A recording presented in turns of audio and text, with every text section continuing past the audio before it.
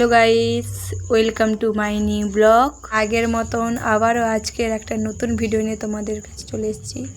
আজকের আমাদের খুব একটা স্পেশাল দিন ছিল, কারণ আমাদের গ্রামে এক পুচকির অন্নপ্রাশন ছিল। সেই অন্নপ্রাশনের উপলক্ষে অনেক মহাপ্রভু আগমন। দেখতে পাচ্ছ কতগুলো মহাপ্রভু এসছে।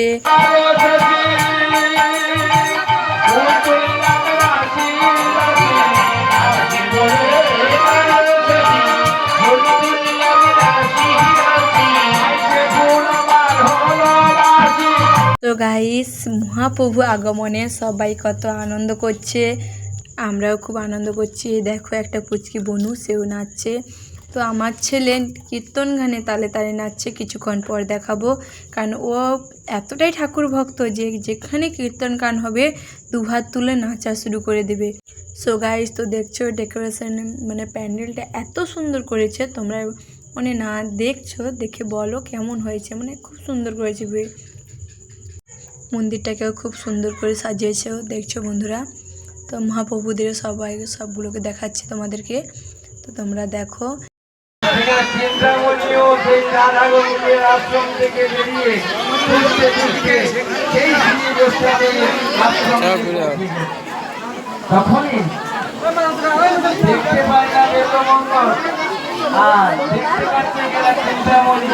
এই রূপটি কিন্তু দেখতে গেলে কত মিষ্টি হয়ে গেছে, খেতে পায় নাই।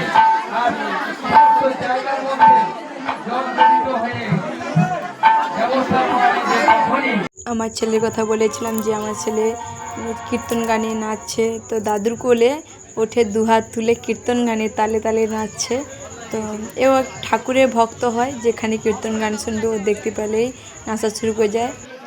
তার পিসি তাকে নিতে এসছে, ও যাচ্ছে না, কারণ দাদু ঠাকুমার পাশে আছে, তো তাই ও কারো কাছে যেতে চাইছে না। আমরা তাড়াতাড়ি করে ঠাকুরের সব প্রণাম করে খেতে চলে গেলাম। তো ছাদে গিয়ে খেতে বসে গেলাম, যে মা বোন সবাই মিলে।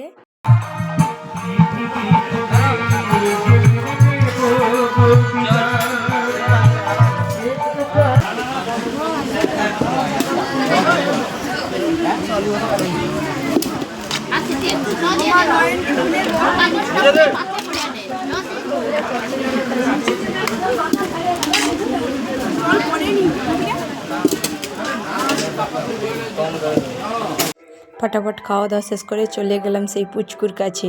গিয়ে দেখি পুচকু ঘুমিয়ে আছে। কি দুষ্টু, যেরকম দুষ্টু সেরকম মিষ্টি। সো গাইস, ভিডিওটা ভালো লাগলে লাইক করো। ভিডিওটি এই পর্যন্ত। তোমরা সুস্থ থাকো, ভালো থাকো, রাজ টুকাই ব্লগের সঙ্গে থাকো। টাটা, বাই বাই, আবার দেখা হচ্ছে পরের ভিডিওতে।